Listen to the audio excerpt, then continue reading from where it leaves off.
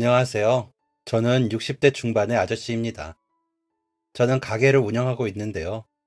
요즘 아르바이트 하는 친구들과 여러 사건, 사고들이 많다 보니 깊은 정을 쌓지 못하는 분들이 많다고 들어서 제가 겪은 이야기를 해드리고 싶어 이렇게 사연을 보내봅니다. 저는 지금 가게를 운영하기 전에 치킨집을 한 25년 정도 운영했거든요. 나름 젊은 나이에 시작한 장사라 제 모든 걸 장사에 걸었죠. 재료도 무조건 제가 직접 손을 보는 건 당연했고, 재료를 구입하는 것도 최대한 제가 직접 눈으로 보고 하려고 했습니다. 그래야 안심이 되기도 했고, 조금이라도 좋은 가격에 좋은 물건이 가게에 들어오게 되더라고요. 그러다 보니 바빴습니다. 다들 젊은 사장이 깐깐하다고 혀를 내둘렀지만 그렇게 하고 싶었습니다. 장사를 잘하고 싶었거든요. 돈도 돈이지만 장사를 잘해서 1호점, 2호점 늘리는 게 제 꿈이었거든요. 하지만 가게 일도 서툰데 이런저런 일들을 혼자서 해내야 하다 보니 정신이 없었죠. 게다가 배달도 해야 하니 정말 할 수만 있으면 몸을 홍길동처럼 여러 개로 만들고 싶더라고요. 그래서 방법을 찾은 게 배달 일을 해주는 친구들을 고용해서 도움을 받는 수밖에 없더라고요. 다른 가게 사장님들도 그렇게 하시고 났더니 매출도 매출이지만 가게 일보기도 훨씬 나아졌다고 하시더라고요. 그래서 저도 아르바이트생을 뽑아 일을 맡겨보기로 했습니다. 제일 처음 아르바이트생은 21살의 휴학생이었습니다. 지방이 고향인 친구였는데 군대 가기 전에 돈 좀 모아놓고 군대에 가고 싶다고 수줍게 말하는 모습이 마음에 들어 같이 일을 하자고 했죠. 그때는 저와 크게 나이 차이가 나지 않다 보니 사장님이라고 부르지도 않고 형이라고 부르며 일을 했는데 쿵짝이 잘 맞아 가게 일이 끝나고 술도 같이 마시면서 편하게 지냈습니다. 그 친구가 군대에 가기 위해 그만둘 때는 눈물이 날 지경이었죠. 퇴직금이라고 20만 원 정도 더 보태서 마지막 월급을 주면서 아쉬워서 혼이 났습니다. 그 친구 덕분에 가게가 잘 돼서 뭐라도 더 해주고 싶은데 해줄 게 없더라고요. 그런데 그 친구가 형, 나는 많이 받았어요. 다음 아르바이트생한테도 잘 해주세요. 라고 하더라고요. 그래서 그 친구와의 약속을 지킨다는 의미에서 아르바이트생들에게 되도록이면 잘 해주려고 했고 지금도 그 마음엔 변함이 없이 하고 있습니다. 물론 제 마음과는 다르게 관계가 좋지 못한 아르바이트생들도 있었습니다. 성실하지 못한 것도 문제가 되기도 하지만 자신이 할 일들을 다른 아르바이트생에게 일을 전가해 다른 친구들에게 피해를 주는 친구들까지 있었으니까요. 그러다 보면 성실한 친구들이 지쳐서 그만두겠다고 하기도 하거든요. 그런 친구들에게는 미리 언지를 주고는 몇 차례 지켜보고 개선이 되지 않겠다 싶으면 어쩔 수 없이 일을 그만 나오라고 통보를 하기도 했습니다. 그러면 덤덤히 받아들이는 친구들도 있었지만 오히려 화를 내며 보상을 해달라는 친구들도 있었습니다. 그럴 때는 제대로 혼을 내줄까 싶다가 아직 어려서 경험이 없는 아이들이니 이해하고 넘어가 주려고는 합니다. 하지만 그냥 넘어가면 다른 곳에 가서도 그럴 것 같아 알려주기는 하죠. 그렇게 해도 꽃방귀만 끼고 가는 아이들에게는 저도 좋은 마음이 생기진 않더라고요. 세상의 모든 사람이 나와 잘 맞을 수는 있다고 생각하진 않지만 그렇다고 너무 튀어나와 그 흐름을 방해하면 안 되겠다는 마음이 없는 건가 하는 생각이 들곤 하더라고요. 그런 생각이 들고 나면 회의감이 몰려오기도 하고요. 그래도 성실히 해주는 아르바이트생들이 있다 보니 부정적인 생각은 던져버리고 장사를 할 수 있었습니다. 돌이켜 생각해보면 그런 친구들 덕분에 저는 가게를 운영할 수 있었고 그 덕에 점점 더 가게가 잘 되기도 했습니다. 그렇게 가게는 아르바이트생이 하나 둘 늘어 나중에는 4명까지도 일을 했습니다. 그중 한 친구는 정말 유난히 정이 가는 친구가 있었습니다. 항상 웃는 얼굴로 손님들을 맞이해 주었고 성실히 응대해 주었습니다. 쉬엄쉬엄 해도 될 때에도 스스로 찾아서 하고 작은 부분도 놓치지 않고 찾아서 해결해 놓고 저에게 넌지시 알려주는 센스가 있는 친구였죠. 같이 일한 지 3개월 만에 제가 먼저 시급을 올려주었을 정도로 잘해주었습니다. 그 친구가 그렇게 해주니 다른 아르바이트생들도 눈치가 보이는 건지 다들 열심히 해주더라고요. 그래서 다른 친구들도 같이 시급을 올려주었죠. 물론 그 친구만큼 올려주진 못했지만 그래도 성의 표시는 해야겠더라고요. 얼마 되지 않는 돈인데도 환하게 웃으며 감사하다고 말하는 아이들을 보며 제 마음이 따뜻해지는 것 같더라고요.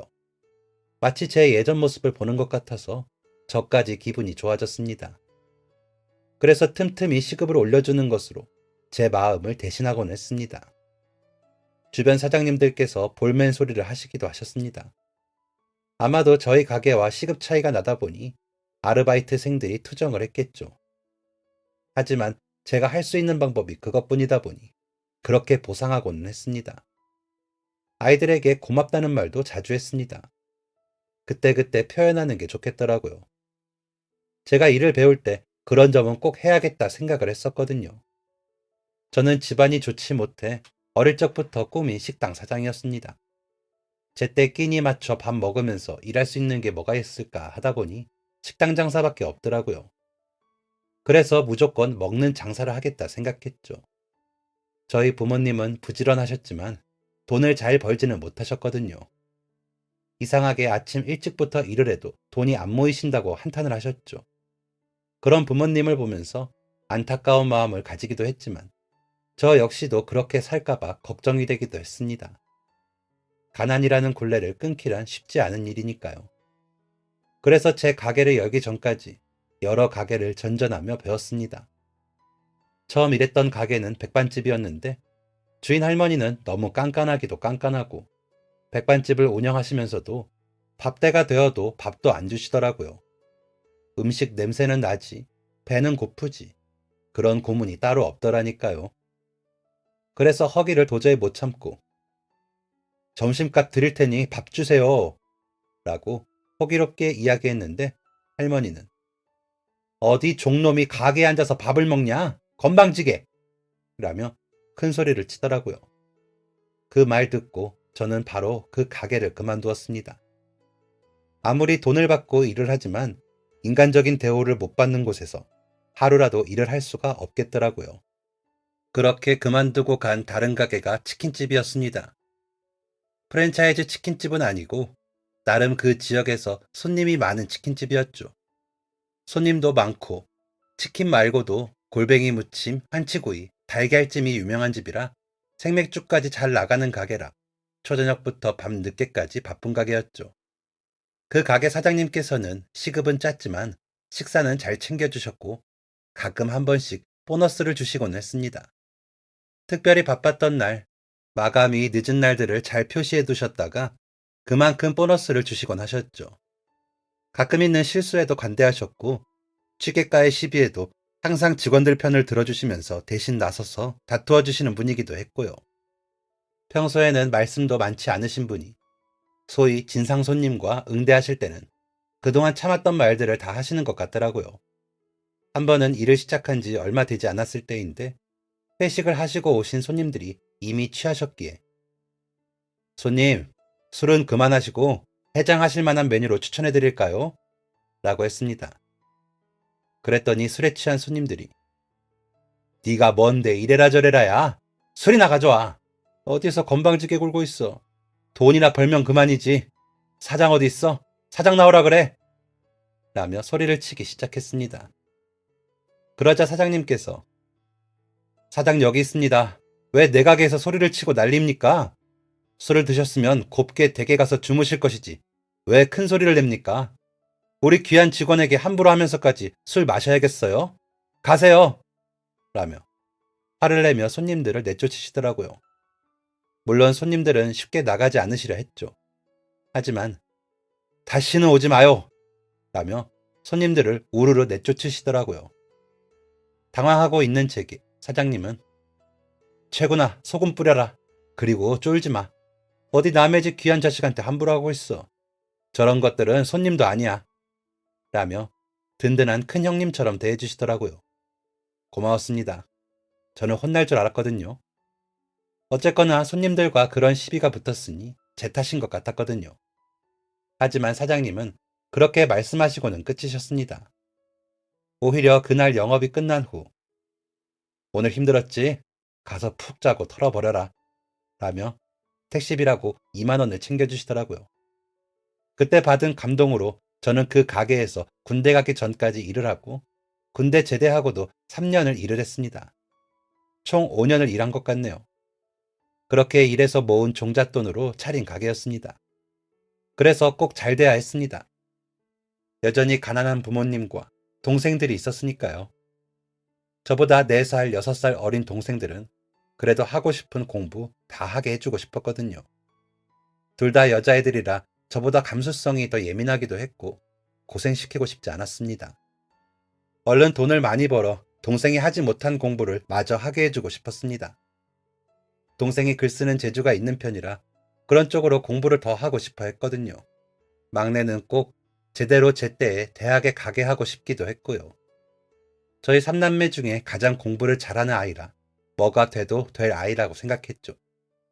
그런 사명감으로 시작한 가게이다 보니 반드시 잘 돼야 했고, 가게가 잘 되는 비결로는 직원들의 복지를 잘 챙기고 마음을 다독여주는 것이 비결이라고 생각했습니다.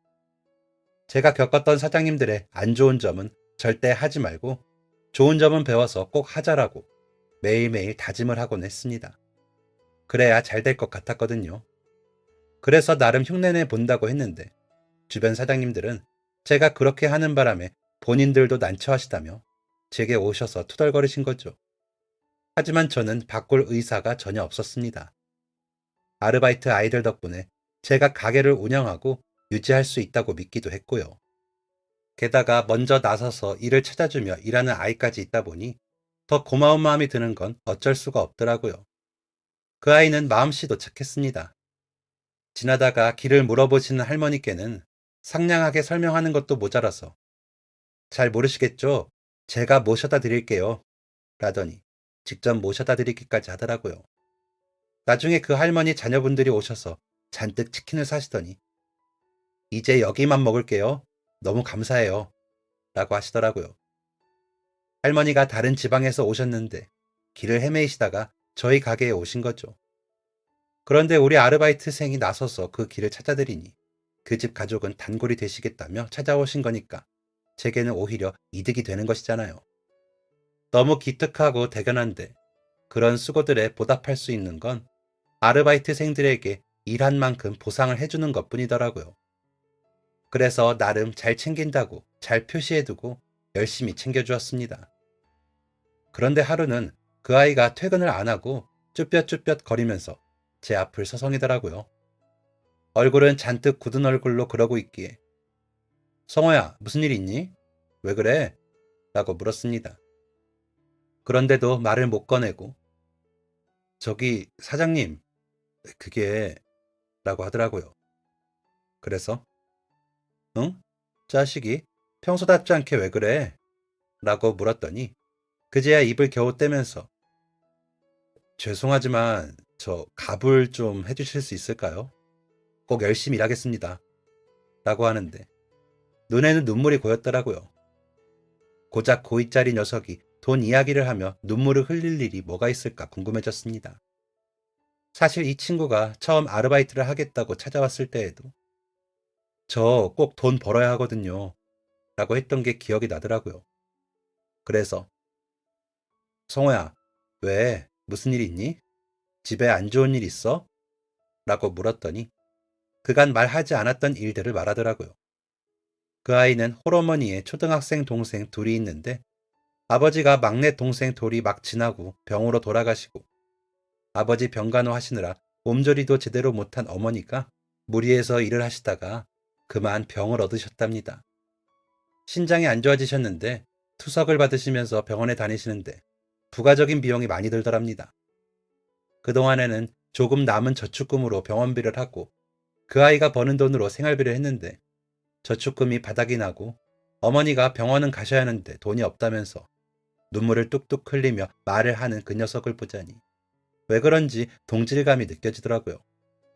저는 그런 상황까지는 나빠진 경우는 아니었지만 그 어린아이가 그런 상황에서도 밝고 씩씩하게 지내던 모습까지 생각이 나면서 너무 대견하더라고요.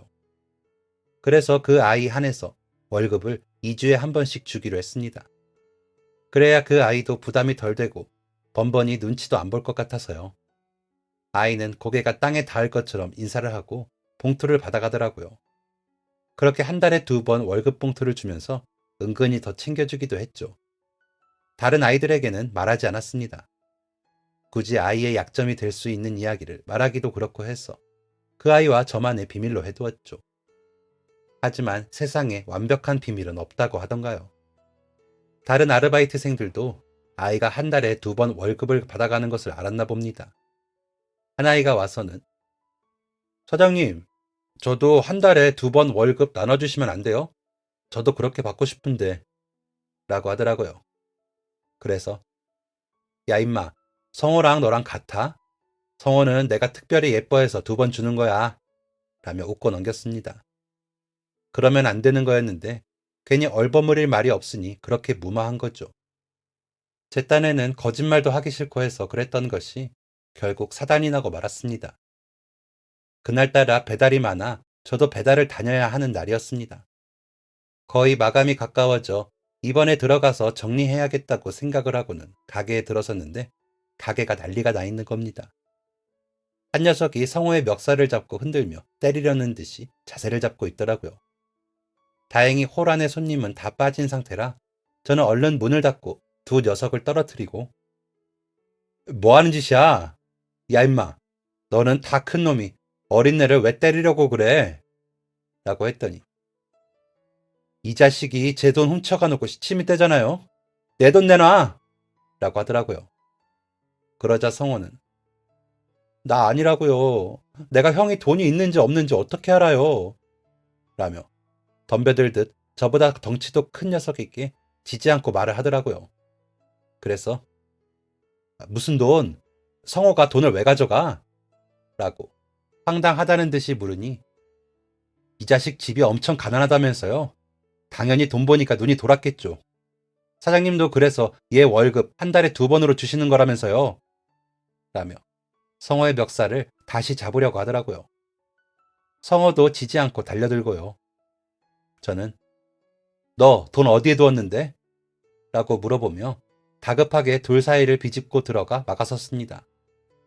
덩치 큰 녀석들을 막아내느라 벅차긴 했지만 무슨 일이 있어도 막아야겠다는 생각에 온몸에 힘을 팍 주었습니다. 폭력 사건은 막아야겠다는 생각밖에 없었던 것 같습니다. 그러자 덤벼들던 녀석이 저기 유니폼 갈아입는 곳에 저희 가방 두잖아요. 오늘 반값 드리는 날이라 일부러 뽑아서 가방에 두었는데 성호 쟤 아니면 누가 그 돈을 만지겠어요. 다들 그 정도로 궁핍한 사람이 없는데요. 라며 형편이 어려운 성호가 범인이라는 주장을 하더라고요. 그러자 성호는 저 오늘 형보다 먼저 출근했고 그 이후로 거기 간 적 없어요. 형들 맨날 담배 가지러 간다고 드나드는데 왜 제가 범인이에요? 나는 진짜 거기 간 적 없는데 라며 울듯한 표정으로 말을 하더라고요. 그런 상황에서는 어떤 쪽이든지 확실히 하는 게 좋을 것 같아 CCTV를 보자고 이야기를 했습니다.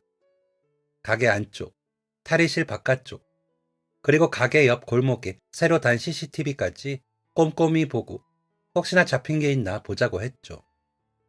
요즘 하도 가게 옆에 담배꽁초가 많다며 저희 가게에서 일하는 사람, 손님들인 것 같다는 민원이 들어와 저희 가게가 원인이 아니라는 것을 밝히려고 골목에 CCTV를 달았거든요. 단지 얼마 되지 않아 저만 알고 있기도 했습니다. CCTV를 보자는 말에 두 녀석 다 찬성을 했고 저는 순서대로 녹화 영상을 틀었습니다. 가게 안과 탈의실 앞쪽에 있는 CCTV에서는 성호 말대로 성호가 출근 후에 탈의실 근처에도 오지 않는 것이 확인이 되었습니다. 바쁜 날이라 다들 정신이 없었던 날이라 성호뿐만이 아니라 거의 모든 직원들이 탈의실 쪽은 오고 가지 않더라고요. 오히려 돈주인이 제일 많이 드나들었고 제일 나이 많은 아르바이트생 하나가 3-4번 드나들었더라고요. 손님은 그쪽으로는 못 오시고요. 하지만 그 영상만으로는 범인이 누군지 알 수는 없었습니다. 일단 성호가 범인이 아니라는 것만 알 수 있게 되었던 거죠.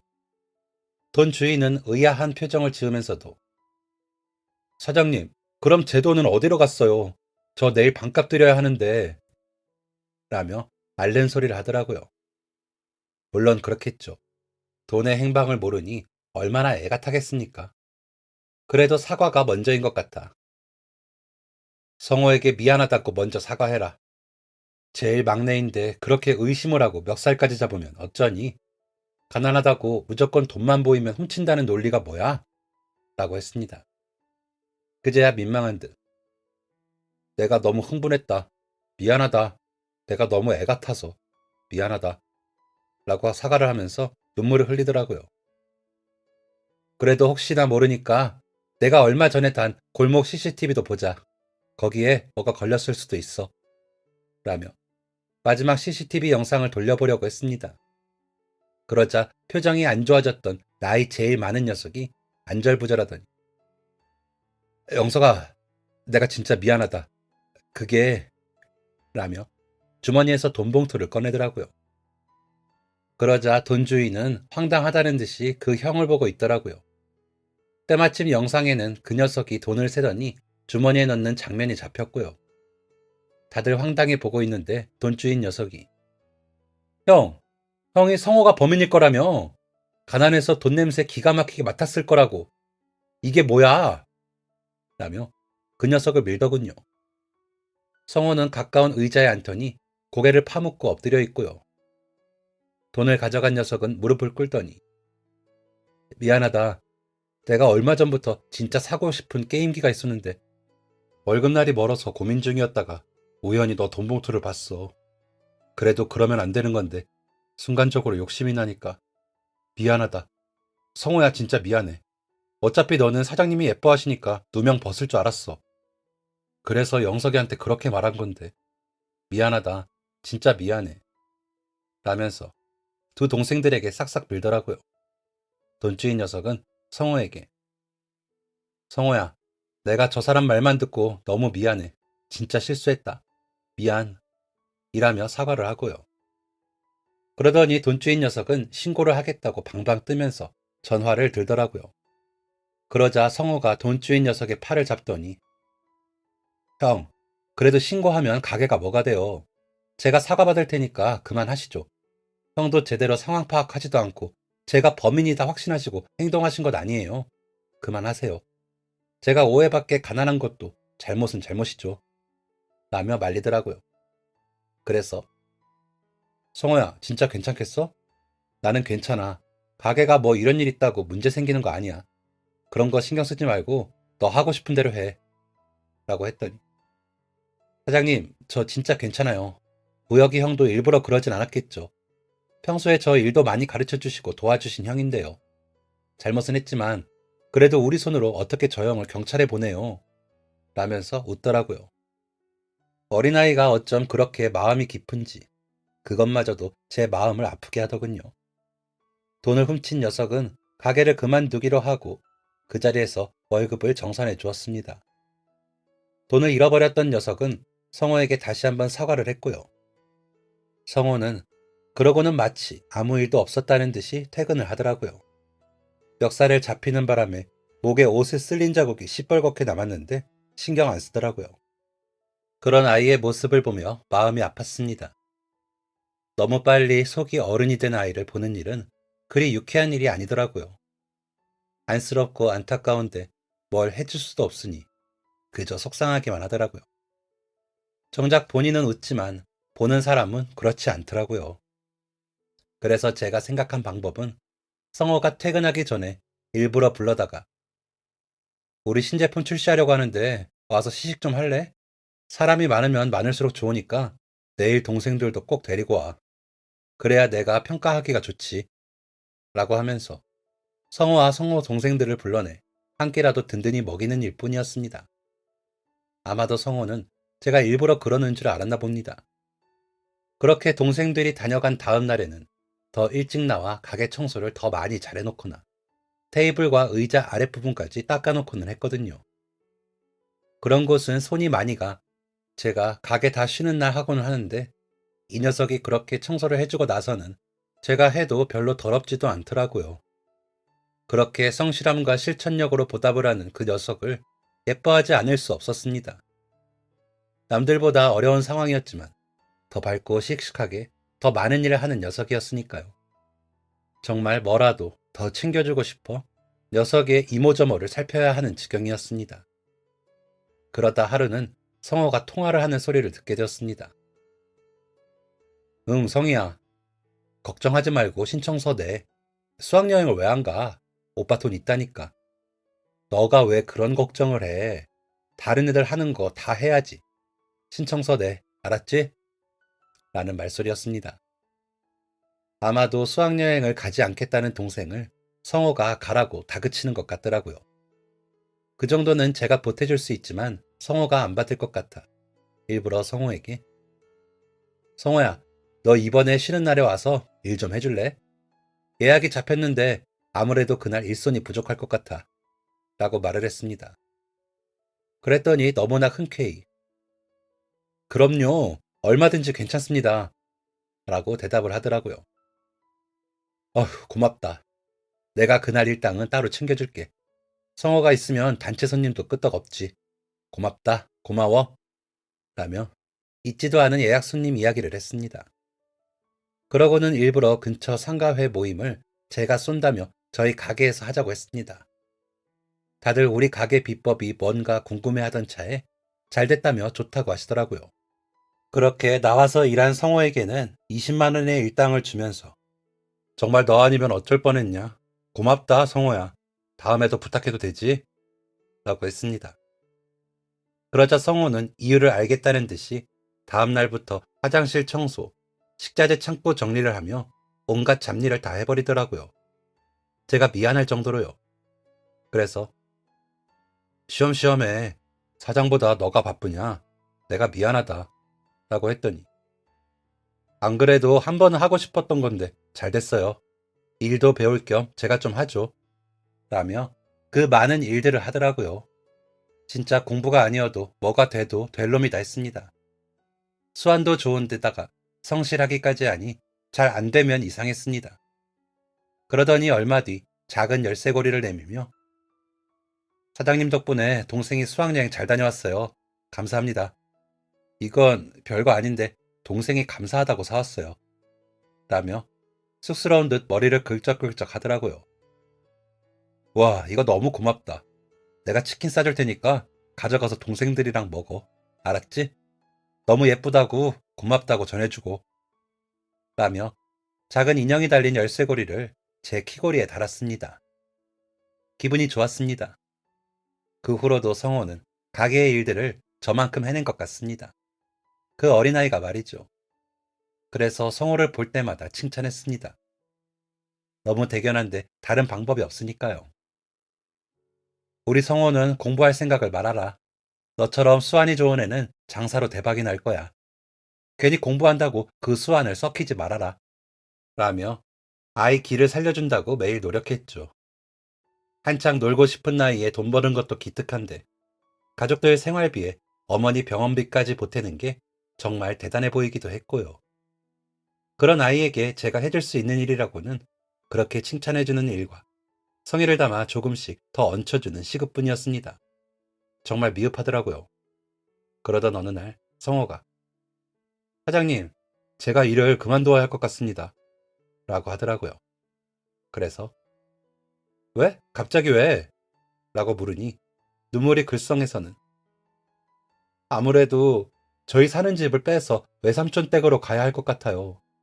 외삼촌 댁이 농촌이긴 한데 엄마가 지내실 만한 요양병원이랑 가깝고 동생들이 아직 어리니까 보살펴 주실 분들도 필요하고 해서요. 그쪽으로 가기로 했어요. 엄마 상태가 갑자기 라더니 울더라고요. 고개를 파묻고 훌쩍이는 그 모습을 보니 그동안 얼마나 억지로 버텼는지 보여서 무슨 말을 해야 할지 모르겠더라고요. 그래서 어깨만 토닥여주고 있는데 겨우 진정하더니 집 보증금 빼서 일단 엄마 병원비 하고 제가 또 그쪽 가서 벌면 외삼촌께 생활비는 드릴 수 있으니까 그렇게 해보려고요. 동생들 학교는 계속 다닐 수 있게 해줘야 할 것 같아서요. 그동안 정말 많이 챙겨주셔서 너무 감사했습니다. 사장님처럼 좋은 사장님은 다시는 못 만날 거예요. 라며 또 우는 성호를 저는 꽉 안아주었습니다. 아이는 생각보다 더 말랐더라고요. 그 어린 나이에 해야 할 고민이 온 가족의 생계라는 사실도 슬픈데 이제는 신세질집으로 가서 어떻게 동생들 학업을 마칠 수 있을지 고민하는 모습이 너무 애처롭게 느껴졌습니다. 물론 성호는 어떤 일을 하던 간에 잘 해낼 것을 알았지만 그래도 1년 반 정도 쌓인 정이 있어서인지 마음이 안 좋더라고요. 그런 제 마음을 읽기라도 하듯이 성호는 나중에 상황이 좀 나아지면 꼭 사장님께 인사하러 올게요. 다시 일하고 싶다고 해도 받아주실 거죠? 라고 하더라고요. 그래서 그럼 우리 성호가 와서 일만 한다면 나야 항상 오케이다. 어디 가서도 우리 가게에서 한 것처럼만 하면 예쁨 받고 인정받을 거야. 성호야, 나도 얼마나 어려웠는지 말했었지. 그래도 노력했더니 이렇게 먹고 사라지더라. 그러니까 너도 힘내서 열심히 해. 어머니랑 동생들도 잘 챙기고 너도 참 고생이 많다. 라고 하는데 눈물이 나더라고요. 주책 맞은 것 같아 얼른 고개를 돌리고 닦아내는데도 주룩주룩 흐르는 눈물은 멈출 줄 몰라 흑흑흑 소리를 내며 울어버렸습니다. 성호에게 마지막 월급을 챙겨주며 이사할 때 보태라고 30만 원 정도 더 넣었습니다. 이사할 때 보태라고 조금 더 넣었어. 그동안 고생 많았다. 나중에 더 잘 돼서 우리 만나자. 알았지? 라고 인사를 하면서도 아쉬운 마음은 가시지 않았습니다. 저는 그 당시까지만 하더라도 부모님 봉양에 동생들 학업과 결혼을 위해 저의 결혼이나 미래에 대한 계획 같은 건 있지도 않았습니다. 그저 잘 먹고 잘 사는 것, 그것만이 목표였지요. 안 굶고, 안 춥고, 안 더운 거요. 가난이라는 놈이 스며든 집은 배고픈 건 당연하고, 추울 때는 무진장 춥고, 더울 때는 못 견딜 정도로 덥더라고요. 그런 고통을 알았기 때문에 성호에게 마음이 더 쓰였는지도 모르겠습니다. 그런데다가 그 아이가 일까지 잘하니 더 기특하고 대견했겠죠. 그러다 보니 마음이 더 쓰이고 더 챙기고 했는데 그런 아이가 멀리 간다니 더 이상 챙길 이유가 없다는 사실에 울컥하기도 아쉽기도 했던 것 같습니다. 저도 제 삶을 어쩌지도 못하면서 말이죠. 그저 장사만 열심히 했죠. 그 후로 저는 더 열심히 장사를 했습니다. 그러면서 장사는 더 잘 됐죠. 그 동네에서는 제법 자리를 잡다 못해 유명 약속 명소가 되기도 했습니다. 그만큼 아르바이트생들도 많아졌습니다. 저는 계속 열심히 하는 친구들에게는 그만큼 보상을 해주었고 금방 아르바이트생들에게 저희 가게는 일해보고 싶은 가게라는 평도 들었습니다. 그런 탓인지 여전히 다른 가게 사장님들은 불만이 많으셨습니다. 하지만 제 마음속에는 성호만한 아르바이트생이 없더라고요. 그만큼 열심히 하고 그만큼 알아서 일하는 아이들은 만나기가 어렵더라고요. 그래도 제자리에서 제 몫을 다하는 아르바이트생들이 있어 감사했습니다. 다른 사장님들께서는 아르바이트생들 때문에 속 많이 썩으시더라고요. 무단 결근은 기본이고 시급 안 올려준다고 일도 안 하고 대충 하기 일수라면서요. 그런 기본적인 것들도 지키지 않는 아르바이트생들과 일하려면 얼마나 깝깝하시겠어요. 게다가 그냥 일 시키시는 것도 아니잖아요. 돈 준다고 다라는 말은 아닙니다. 기본적인 것들은 약속이니 지켜야 하는데 그마저도 지키지 않으니 하는 소리입니다. 한 사장님께서는 내가 돈도 주고 눈치도 봐야 한다니까요. 안 그래도 어려워서 겨우 아르바이트생 쓰는데 이럴 거면 그냥 집 식구들이랑 하면서 혼자 할까 싶다니까요. 라고 하시더라고요. 저는 그런 경우에는 안 들어가 정말 감사하더라고요. 문제는 다른 곳에서 터졌습니다. 세월이 지나면서 치킨 브랜드가 너무 많이 생겨나 프랜차이즈 치킨집이 잔뜩 생겨난 것이 저희 같은 브랜드 없는 치킨집을 힘들게 하더라고요. 처음엔 일시적인 현상이겠지 했지만 점점 더 심해지더군요. 포장이나 이벤트, 마케팅 부서가 저희와 차이가 나더라고요.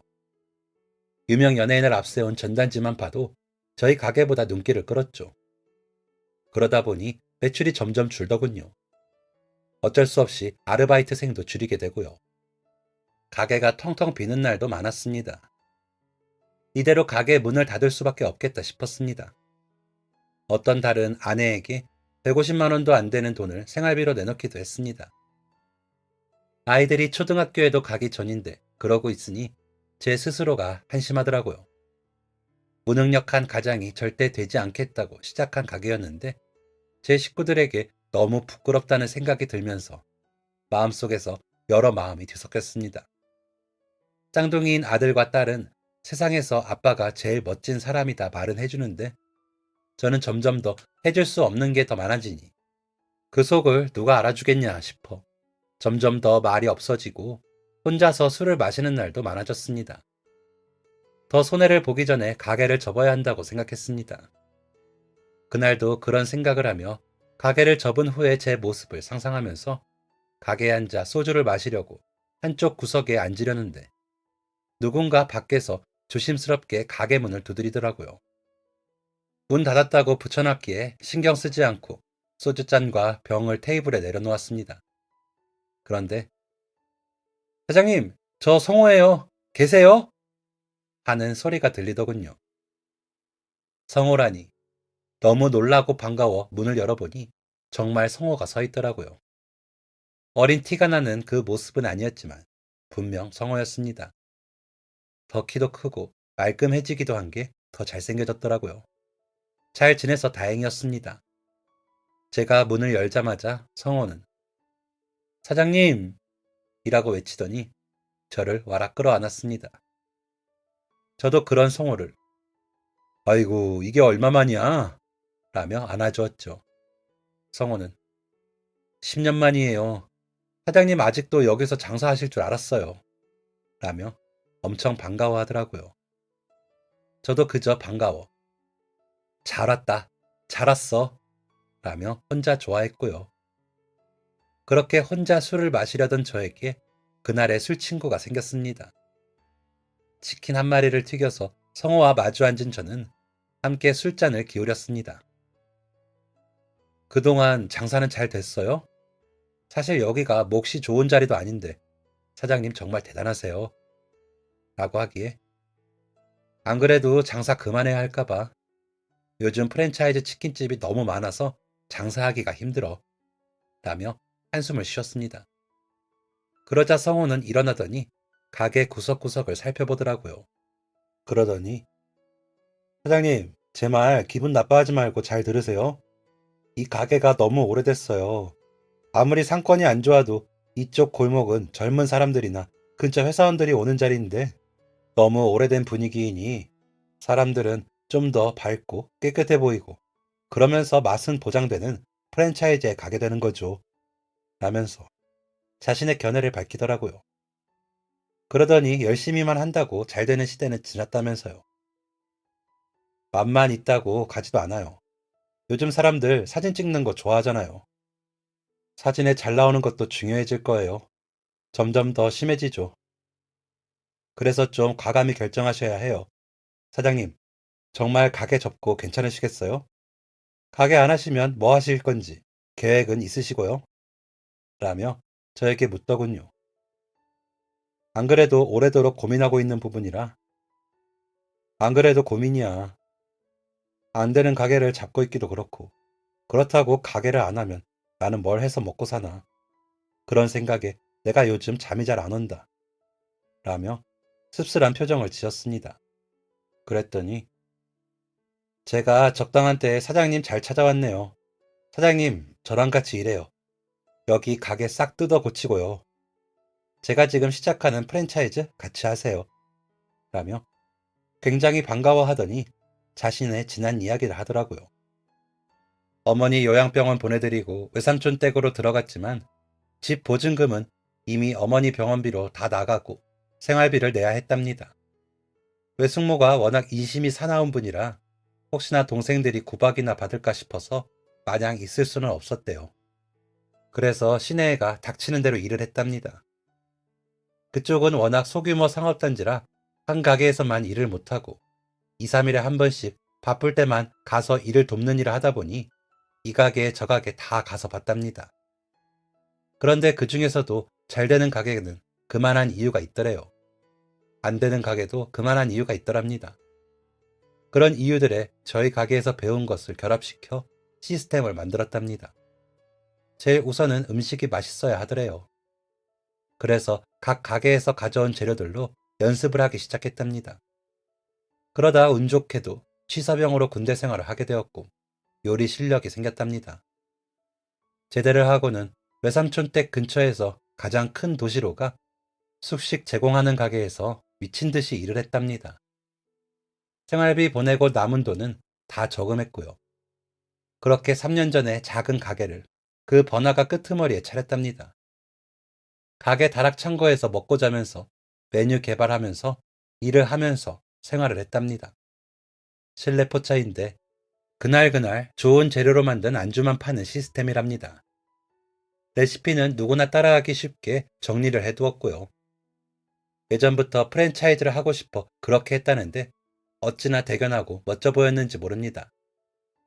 사무점을 내면서 저희 가게가 있는 옆 지역에 오게 됐는데 혹시나 싶어 와봤는데 저희 가게가 그대로 있는 게 그렇게 반갑더랍니다. 그래서 사장님, 이 가게를 추억의 장소로 유지를 하지만 안쪽의 인테리어도 조금만 손을 대서 바꾸고 메뉴만 조금씩 손을 보면 단번에 달라질 거예요. 라고 하는데 확신이 보이더라고요. 지푸라기라도 잡는다고 제 장사에 명운을 걸고 성호의 말을 믿어보고 싶었습니다. 그래서 성호의 손을 잡고 뭘 하면 좋을까? 라고 물었더니 일단 리모델링 공지를 크게 거세요. 아직 이 가게가 있다는 걸 다시 알리기도 하고 사람들한테 기대감을 가지게 하니까요. 라고 하더라고요. 그래서 성호의 말대로 리모델링 공지를 크게 걸고 실제로 안쪽의 인테리어를 손보기 시작했습니다. 오랜 세월에 주방이며 홀이며 손볼 곳이 많더라고요. 그러고는 성호의 프랜차이즈 스페셜점으로 문을 열게 되었습니다. 저희가 하던 치킨은 2주에 한 번 정도 스페셜 메뉴로 넣고요. 인테리어를 새로 단장했더니 정말 손님이 늘었습니다. 전에 인테리어 중 상징적인 것들은 인테리어 소품이 되어 자리 잡아 사진을 찍기 좋게 해두었고요. 성호 말대로 사람들이 좋아하더라고요. 그렇게 성호는 마치 은혜 갚은 까치처럼 저를 다시 살려주더라고요. 그래서 옛 어른들이 베풀 수 있을 때 베풀라고 하시나 봐요. 성호는 전보다 더 멋진 사장님입니다. 곧 회장님 소리 들을 것 같아요. 그런 녀석과 함께 할 수 있다는 것에 자랑스럽습니다. 여러분들도 이런 자랑스러운 인연이 있으신가요? 지금은 없으시더라도 꼭 생기시길 바라겠습니다. 영리한 친구 하나는 저를 구해주더라고요. 친구라는 게 나이에 상관도 없고요. 서로 도우며 행복을 나눌 수 있는 그런 사이의 친구와 꼭 함께 하시길 바라겠습니다. 지금까지 사연 들어주셔서 감사합니다. 사연이 재밌으셨다면 구독과 좋아요를 눌러주세요. 감사합니다. 안녕히 계세요.